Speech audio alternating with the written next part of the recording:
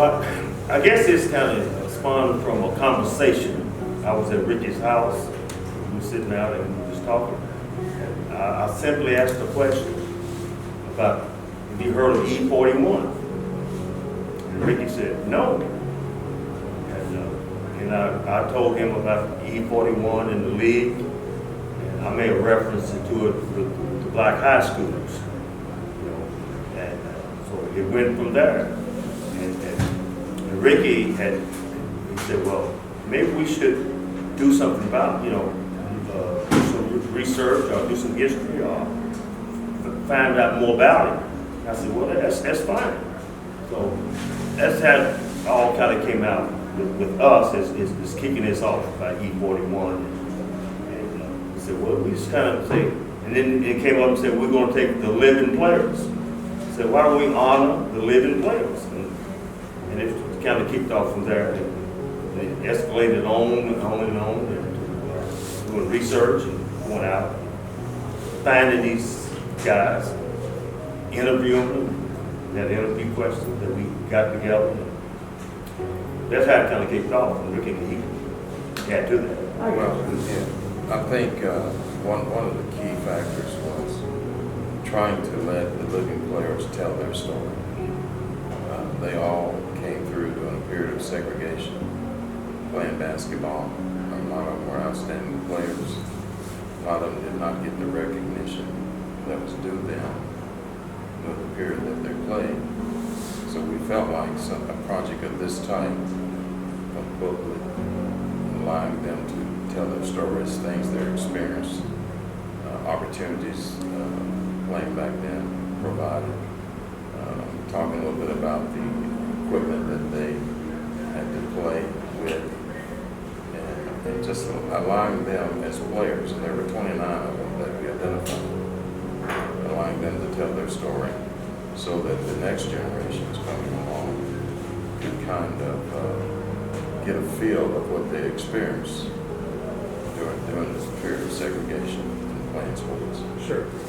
So this is a little relevant, though, that you all talked about the times that exactly you were playing, though I know that you're not exactly featured in the book, but you can at least speak to the fact that why you would have some personal realization about some of the things that were talked about, I imagine. So speak to that matter, talking about during these interviews, who all did all of you all, were you all able to do these interviews? All five? Yeah, all of them. All of us. So that'll be the second half of the question, to talk about, what it was like talking to those former players. But I do want to first start with that relatability during the interviews. Does that make sense? Yeah. Want me to go? Go ahead. Sure. Okay. Well, I received like a phone call from Alonzo or Rick, or it might have been an email contacting me and asking me if I wanted to be a member of the committee. And I got back with them and told them I'd be happy to be a committee member and do whatever I could to help out with the project. So that's how I became involved as a committee member. And I mainly came in as being on the research committee and was pretty much responsible for the Glasgow area and talking to the living players that lived in the Glasgow area. So those are the guys that I interviewed and got some very interesting stories from talking to those individuals. And so you had a mix of basketball, football, and you'll probably find out in the book there was also some track and even golf that these individuals played during that time period. And again, to kind of restate that, about your own experience too, playing, graduating in 1962, you said from Ralph Bunch. Obviously that was segregated school. So well, actually, it was predominantly all-black school, but we played in the 19th district and the 5th region, which was integrated. Okay. So, so I really didn't get a chance to play in that all, black league, as it was called. So you were already in that, and that makes sense now that I remember, because this this time frame that we're talking about is from 30 something to 50 something. Is that correct? Yeah, right, Yes. yes. Okay, I got you.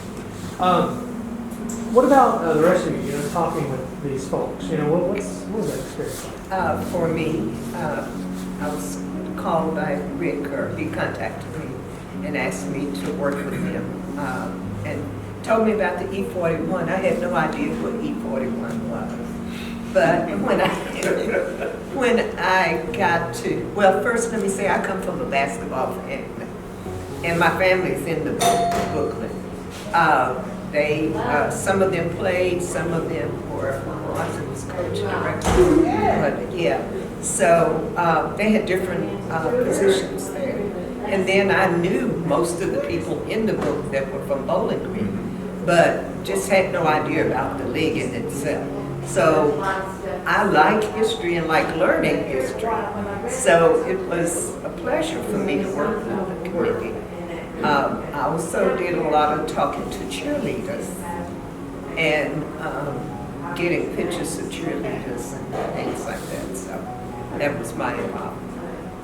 Plus, they didn't hire me per se, but I did secretarial work too. Sometimes Rick, did you volunteer?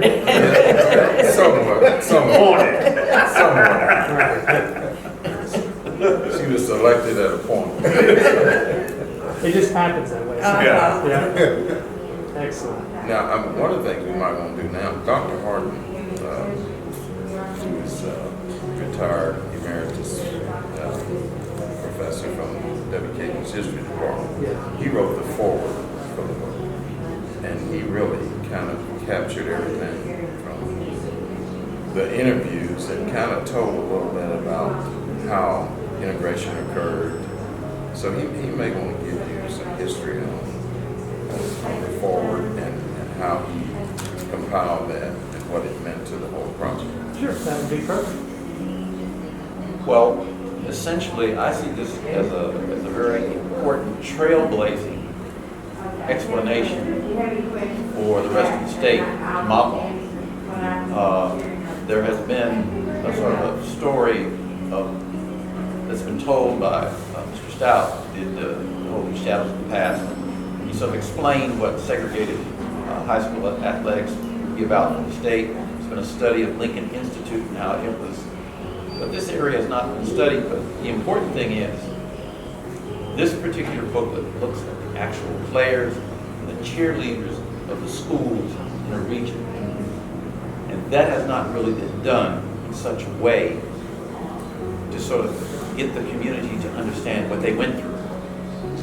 It was both the love of the sport, but it was also love of each community, representing their community by athletics at a time when it was very difficult for athletes, cheerleaders in schools to do that. So the only thing I wanted to say in the forward was, this is an important step in reminding people of what that generation had to go through. And it's important that we train, teach the next generation. Don't say that these people, they didn't know what they were doing, they should have. They did what they could do in a difficult time. Right. They did it well. Right. And they would teach their offspring of what they had to do so that they could become successful. Many of the athletes in schools produced successful people. And that's ignored today. We always want to look at today. Well, you have to look at the past in order to understand today. Right. And so I think it's important that we look at this slice from this region so that the other regions need to look at their individuals. And don't forget them. It's very easy to say, old people, well, let's bury them and forget about them. You can't do that. There's a lot to be learned from the past for the present and the future. So I think this project is excellent. As a professional historian, I grew up in Louisville.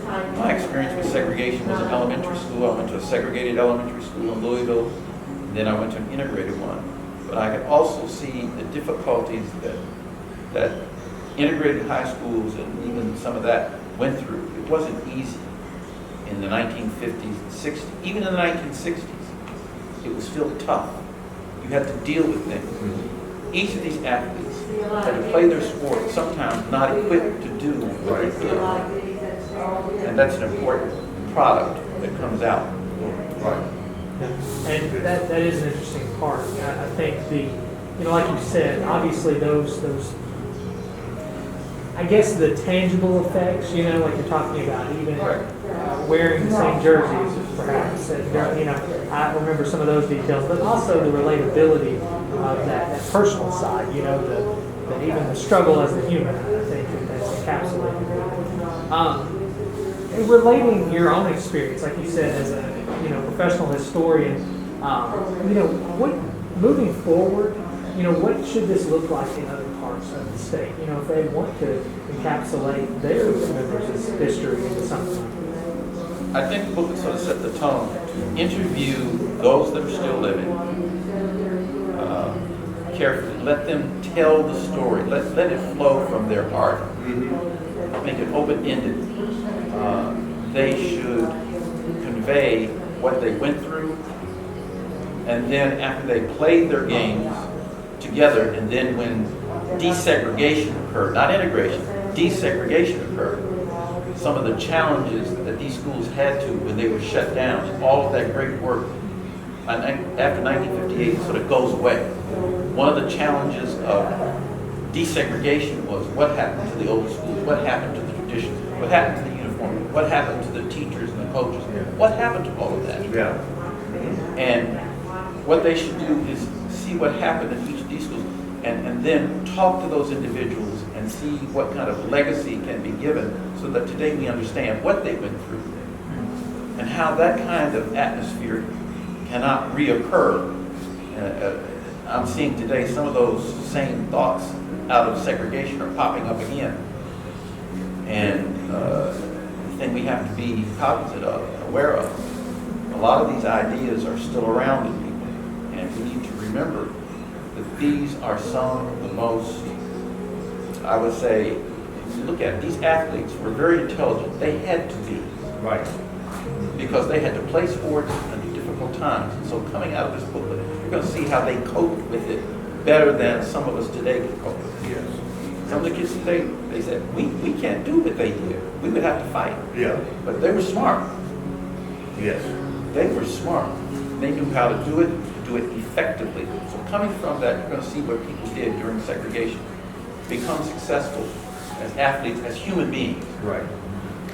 Right. And again, the interesting part is these are local stories. It's one thing to watch a film or even another real interview with someone perhaps in another area, but these are local stories. So that's really good about this.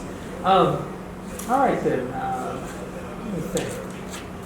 Anything else about how the this committee obviously originated out of the pursuit of this project? Yes, it wasn't something that already existed, right? No. Okay, I just want to make that clear. Anything else that you all want to add about this? When obviously having compiled this book, I imagine if you had a room full of folks in here, what would you tell them? I guess probably the same things. What went into it, why it matters, and We might want to say that,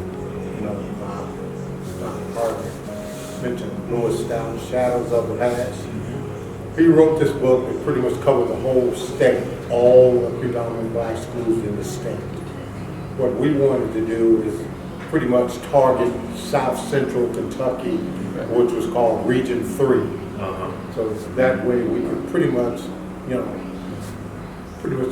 concentrate pretty much on the local area and individuals that we could relate to because we grew up in this area. Right. And so we wanted to know their history. So that's basically how I think you might spend on that. Because all too often, they only think of Louisville, Lexington, Paducah. Well, what about Region 3? Right. Yeah. Exactly. yeah, that's exactly it. I mean, I think that that's a good conclusion about the whole state. But even drawing further out, when you try to focus on anything in the period of segregation, it's always focused in the Deep South too. So I think that bringing it up, and saying that it existed here too is a really good point. I'm impressed with it. I'm going to certainly keep looking at it and looking on it. And I didn't bring your copy back to you. I left it in the newsroom because I'm still looking at it. So, but I'll bring that back to you. I'd like to add one other point. When you do a project like this, you always, once you finish, you think of things that you wish you had included. There were several African American referees. There were principals, people who were administrators at these various schools that also need to at some point be recognized. We focused on the athlete, but they had a commission within this league.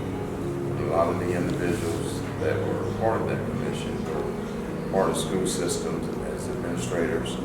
I can think of one referee that I'm familiar with, that a gentleman named Scoop Brown. He was a referee years ago. If we had thought about it, we probably could have included referees and people of that nature. But that's a whole nother project.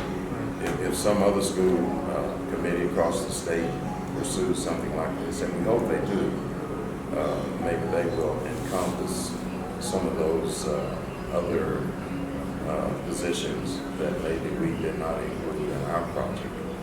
And I guess, bottom line is we're hoping other communities across the state will follow suit and do the same thing. That we're hoping this would be somewhat of a model for other communities to follow, because there are a lot of players out there that need recognition. And we felt this was one way to do that. Just as a fact, how long did this take to kind of compile everything and solidify it into the book about? Well, we started in June of 2020. 2020. And we completed it in, I guess, April of this year. We probably completed in March. Toward the end of March. End of March. So, Do you all anticipate, since you actually have a committee now, do you all anticipate perhaps producing something else in the future? I mean, I know it's a little too soon maybe to say that, but. well, we'll let our Hall of Fame committee address that. There is another project that they're pursuing, so we'll let them follow on that. We have discussed another project that we'd like to pursue, and that is to identify a number of athletes that we feel that's in this South Central Kentucky area that have not been recognized or maybe been nominated as Hall of Fame inductees, particular basketball. And there's a couple of Hall of Fames, one being in E-Town, which is called the Kentucky High School Basketball Hall of Fame, which is just basketball. And then the other is the Dawhares KHSAA, which is the Kentucky High School Athletic Association Hall of Fame, which includes all sports. So we're going to try to put together a list of individuals and submit those names and get those people nominated to be considered for induction to these Hall of Fames. All right. Just as a final question, anything else you all would like to add? I wanted to. I feel like I can encapsulate now a little bit more about why you all personally wanted to do this. That really what sparked your interest in pursuing this, and how obviously you all were influenced by it, but obviously your hope to maybe spark another project somewhere else in the state to do this. Yeah, I think we were influenced because all of us were former athletes,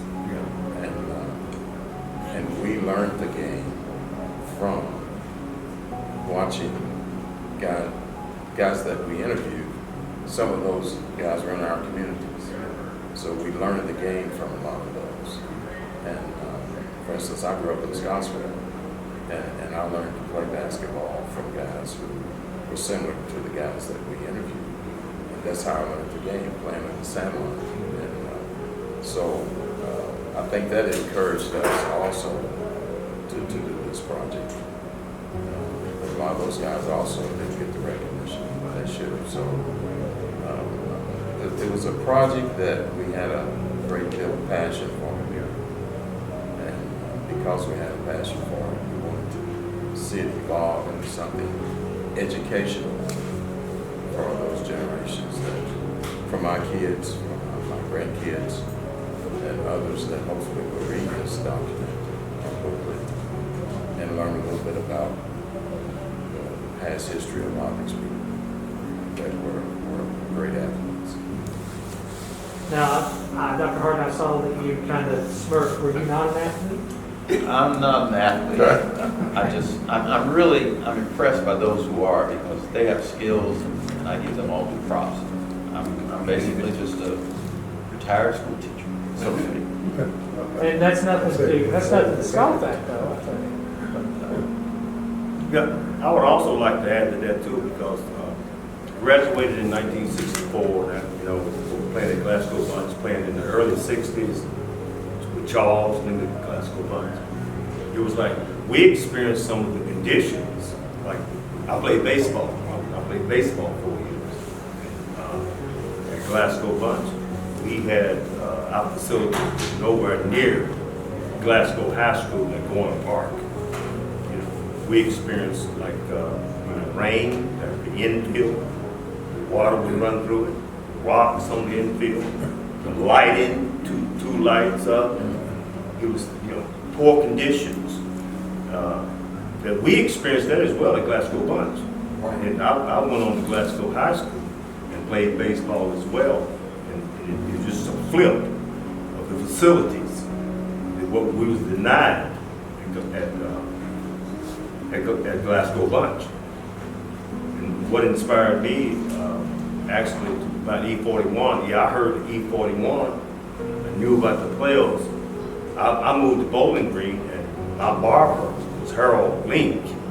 They cut my hair, scalping, and for 20 years, he told me about E41. He named the players. He knew everything about E41, and it's almost a dedication to this project here in his name. I told Rick, because he filled me in and told me a lot about E41.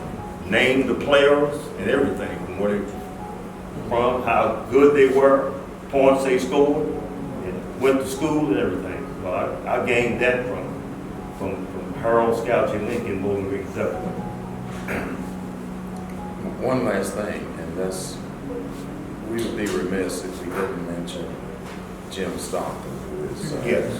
part of our committee. Jim, if you put a project like this together, somebody has to write, somebody has to compile it, and make sense of it, and bring it all together. And Jim Stockton, who is a Glasgow native, who now lives in Maryland, was the individual that kind of authored and put the project together for us, compiled it, wordsmithed it, and did all the things that were necessary to make it a final product. So we want to give him his due during this interview, so because we do appreciate everything that he did. And he was a principal writer. Yeah. If you want to say principal writer, or if you want to use the author, Jimmy Stockton. Yeah. And also, like I say, we grew up, Charles, Ricky and I, we grew up playing against each other. And we named, specifically, Jimmy Stockton and I grew up together, played baseball together. We named Jimmy Floyd Bridges, who lives in Indianapolis. I played ball with him at Glasgow Bunch. I knew him. Don Offit, I knew him from Bowling Green. They played at Bowling Green High Street. Don Offit is also on this committee. We've done research. And, he lives in Lexington now.